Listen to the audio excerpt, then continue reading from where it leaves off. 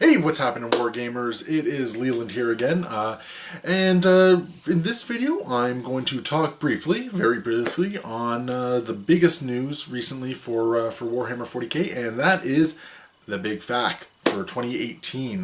They just released this for the sake of date keeping. It is April 16th, I believe it is, and yeah, it's kind of an interesting one because they updated a bunch of the codices, and I'm not going to talk about those ones because, frankly, I'm not an authority on any of the books that got updated.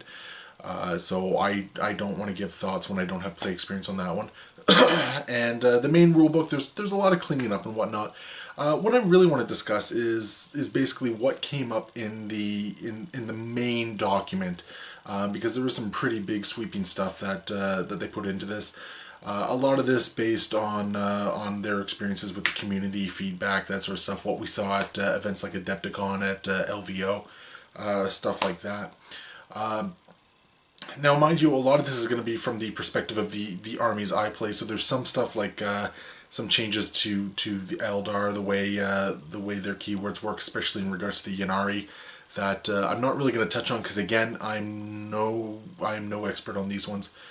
So a lot of my stuff is going to be Imperial based. So if you're here for a big discussion on the Big FAQ, talking about every element of it, this is probably not the place. But if you're interested in hearing my thoughts on what I think might be the big changes that have come out with this one, then definitely keep watching the video. So, gonna jump right into it. One of the first big changes that have come into it, obviously, is the rule of three, or at least that's what everyone online seems to be calling it. And this is in addition to the little box regarding organized play in the base rulebook. Now, mind you, this is technically optional rules. They're just suggestions and guidelines. But to be completely honest, it looks like most events, big and small, do tend to use these suggestions as their guiding light, as it were. So up until now, it has been, they give you a couple point thresholds, and they say, for 1,000 to 2,000 points, you're looking at a max of 3 detachments. 2,000 more, you're looking at 4 detachments. That sort of stuff. Now, what they've done is they've added another box in here, which basically says that you can't replicate any data sheet more than 3 times in any army. Now, this one's really, really big because one of the armies that was really doing a lot of damage at Adepticon was the Flyrant list, which was a bunch of flying hive tyrants. Other things where there was a lot of spam, definitely were kind of problematic. So, like, for instance, with Grey Knights, seeing a lot of Nemesis Dread Knights, for instance. This, to me, is a really important distinction on this one is that anything that has the troop keyword or has the dedicated transport keyword, they are considered exempt from this rule. So you can still throw as many troops down as you like, as many dedicated transports down as you like.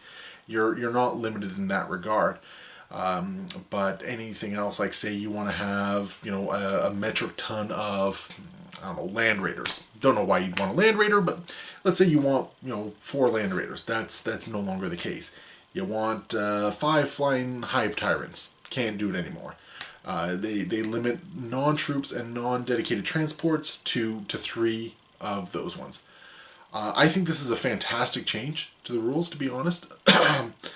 Now, mind you, I never played games where I would spam the same unit again and again and again. I don't know if that's a mindset left over from the old force organization chart or what, but I know it was an issue in competitive play. A lot of people online always discuss this. I think it's a really good change. I think it's gonna help list building evolve in a very positive manner. People are gonna take a look at lists and actually see what works, what doesn't, try and find some more synergy, some more harmonization, and maybe see some units get some play that wouldn't typically see them because maybe they were seen as non-optimal or there were just always better options. So really good change in that one. I really support it. I dig it a lot.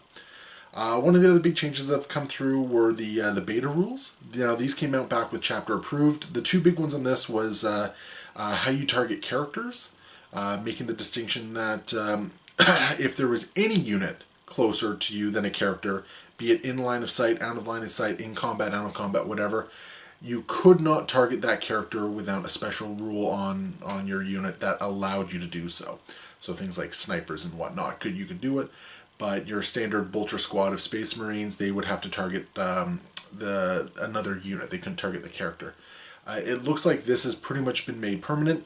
Again, pretty good choice. The fact that characters no longer join units, having an extra little bit of protection for them, again, I really like it. Mind you, part of my opinion on this might come from the fact that a couple of the forces I play are a little character heavy, as far as like elite hero type units or special characters and whatnot. So full disclosure on that one. But just in general, I like this mechanic as a way of protecting special characters, as protecting characters in general. Really glad that they kept this beta rule. The other beta rule that came out was the change to smite.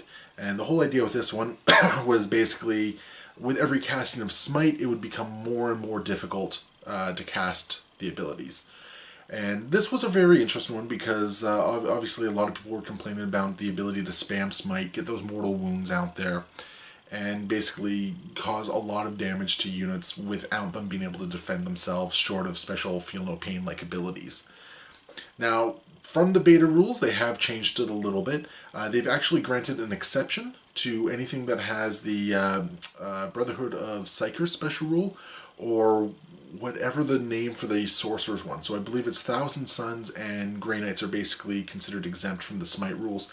There might be a couple other units that have one of those two rules, but not that I know of off the top of my head.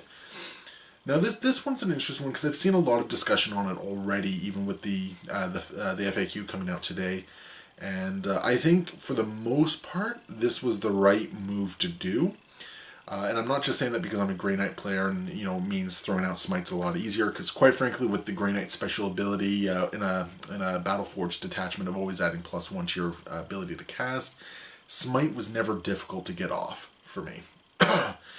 What I like about this is that these mechanics, these two armies in particular, smite was sort of a core idea that was built into it. It was the very reason why they had sort of a downgraded version of smite. Now, an army that I feel should have got some consideration with this, obviously, was, I believe, Demons of Tzeentch. So, it seems weird that they did not. Now, definitely correct me if I'm wrong, but in my travels, I have not seen any exemption given to them.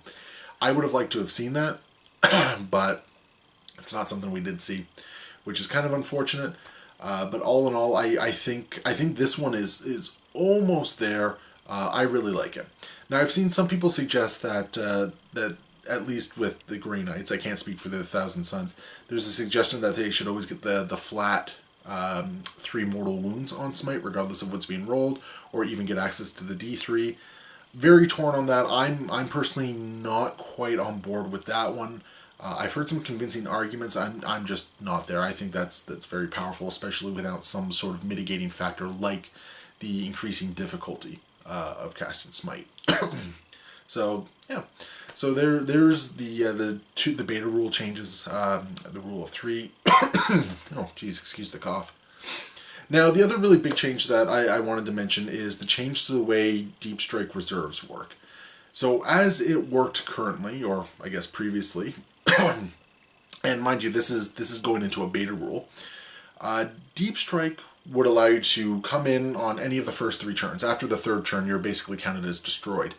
But you could come in, you could Deep Strike anywhere outside of 9 inches, or 9.01 if you want to be, specific about it, away from an enemy unit. This was a fantastic change in from 7th to 8th, I feel. It gave Deep Strike armies, especially assault armies, a little bit more oomph to them. I really liked it. It gave them the ability to try and get a first turn charge off, get them into great position. However, it also created the problem of Deep Strike Alpha Striking armies. And the Alpha Strike in 8th edition, I think nobody's going to disagree with this. The Alpha Strike is a big issue right now. There are a lot of instances where an army can just cripple an opponent's force in their Alpha Strike so easily. And getting into perfect position through deep strikes and whatnot just give you that much more power to it. So the way it's been changed for these beta rules is on the first turn, you can still deep strike, but the first turn you are limited to deep striking within your deployment zone. Personally, I feel that this is a little bit too much of a reaction to the ability to alpha strike with the deep strike. I think we should have seen something else happen, like maybe a reduction in how many units could go into deep strike reserve. So instead of half of your unit, maybe reduce it down to a third or a quarter or something like that, instead of half your army. Or alternatively, put some other restrictions on it. I'm not entirely sure. I mean, we've only had the FAQ for 1 day at this point, so the mind's still percolating and whatnot. With this current change, I feel that it does a little bit of harm to more elite or more deep strike oriented armies, in the sense of that you now have to be put in a position where you either hold your units back and you deep strike them in on second turn to get a more advantageous positioning with your deep strike, thus leaving the other half of your army on the table exposed. And in a game system that highly favors shooting armies, that can be a very dangerous thing. Like it's not hard to shoot an army off the table, especially smaller elite armies. Or you choose to deep strike them in, but at that point you may not as well have even deep struck them. You might as well have just deployed them on the table, because you're not getting the advantageous positioning that deep strike would normally allow. And this one I think is a tricky one. I think this one's going to be a very contentious one, just because of how finely balanced it needs to be. So once again, speaking as a Grey Knight player, one of the big things that I really relied on, and I saw a number of Grey Knight players rely on, it was the ability to deep strike in and potentially get that turn 1 charge off. That is no longer a possibility, at least not if you're going first. I mean, if you're going second, depending on where your opponent's positions their stuff, you might still be able to get those off. But it means, you're not deep striking into rapid fire range as easily, at least not until turn 2. You're not deep striking onto objectives as easily. So it really takes a lot of momentum off an army that relies heavily on the deep strike mechanic. Now, whether or not we see this beta rule change, we'll see. But as of right now, I personally feel it was a little bit too much of a knee-jerk reaction away from the ability to alpha strike in a deep strike reserve. And I don't know, I'm hoping that gets reflected in events and gameplay and whatnot, and the community kind of tries to figure out another way around this. Now, a couple interesting thoughts that came up that I saw with this one is maybe provide some exemptions to this rule. So, like for instance, things like draw pods maybe still allow you to get outside of your deployment zone, or other special rules. Just something, because right now it's very restrictive. Adding to this, there's the discussion going around that rules as written, using any abilities like, say, Shunt, Gate of Infinity, or other whatever the Orc one is. There's a couple abilities out there that allow you to essentially do a deep strike as a psychic ability or a special ability. Because the wording in the rules say that you essentially take them off the table and you position them or you deploy them as though they were deploying. That's obviously not the official wording, but you can go look it up. It's there. That according to the rules as written, you can't even do that on turn 1, simply because they're supposed to be treated as deploying. Which means on turn 1 you're not even able to shunt or redeploy in that sense. So I feel that this one might have been a little bit too knee-jerk, not really thought out. So we'll see how this one evolves as we go forward and we see what the community does with it. The last thing I want to discuss with the new FAQ is one of the changes to the way detachments are formed, and this one was to address well, let's be honest, the idea of Imperial soup. Although it also affected Chaos, I believe it affected Eldar with the Ynnari, and I believe it affected. There's one other one that it affected, and I can't think of it off the top of my head. But let's be completely honest, it was because of Imperial soup. And that is that there are now 4 keywords that cannot be used as the basis of a detachment. So things like Imperial, Chaos, like I said, I think Ynnari, and whatever that other one is. And this is actually a really big deal, because one of the big complaints going around is the idea of the Imperial soup, which is basically sacrificing some or all of your detachment bonuses to do things like having Celestine, Saint Celestine accompanying along, a whole bunch of Imperial guardsmen giving them invulnerable saves and and other bonuses, and then having Guilliman kick around, and basically the idea was just throwing in a mishmash of everything of Imperial armies and getting this sort of weird hybrid of special rules. And the reason this was kind of problematic is because you could splash these special characters in and then basically fill out your ranks with Imperial Guard to get all the command points. And when you have a lot of command points to play with, and I've said this a couple times with this edition, command points are amazing in this edition. They are game changing. When you have a lot to play with, especially when you're looking at double, triple, whatever your opponent's command points, that makes a big impact on the game. So changing it so these sort of soup lists not really being as effective, because you can still you can still form detachments as long as they are sort of pure detachments, but they've made it a little bit more difficult to create the weird amalgam of soup. You have to think a little bit more about how you're creating your unit. So again, I think it's been a really good change, one that I'm really looking forward to seeing how it plays out on the table. And this actually brings me into the very last one I want to talk about, and that is the change to bonuses for command points for brigades and battalions. As it was, a battalion, I believe, granted you +3 command points, and a brigade was 6? I think it was 6 or something like that. Either way, they've been adjusted now. So, for instance, like a battalion now grants you 5 command points, and a brigade will give you 12 command points. Now, this is big, because not only does it help a couple of the smaller, more elite armies get just a couple more command points to play with, going from 6 or so command points to possibly 8 command points. But it also means that if you are able to build an army around more troops, around more detachments, getting those 12 command points for a brigade, that's huge. Or even just doing a couple more battalions give you a lot more. I really like this because I think command points are a lot of fun to play with in the game. I think by giving more of them out, it's kind of a nice way of allowing players to have a little bit more fun with the armies that they play. Having said that, I would like to see some mechanisms come in to sort of counter some stratagems and command points. But as of right now, I'm really looking forward to seeing what sort of effect the additional command points have on the game. So yeah. So those are the big changes from the big FAQ. There's other things. I highly suggest you go and check out the big FAQ and then all the other FAQs that have been updated. There's a lot of stuff to mull over. I just wanted to quickly get some thoughts out on the big changes that were part of the quote unquote big FAQ.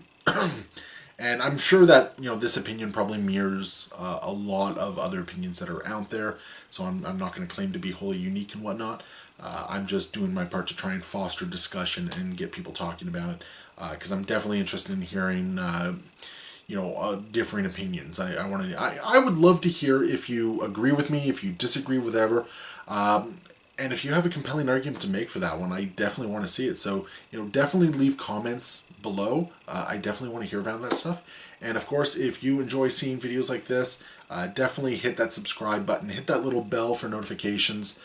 Be sure to give a like, comment, all that sort of stuff. Thank you so much, guys, for watching. I love putting together little videos like this for anyone who cares to view it and watch it. And as always, happy wargaming.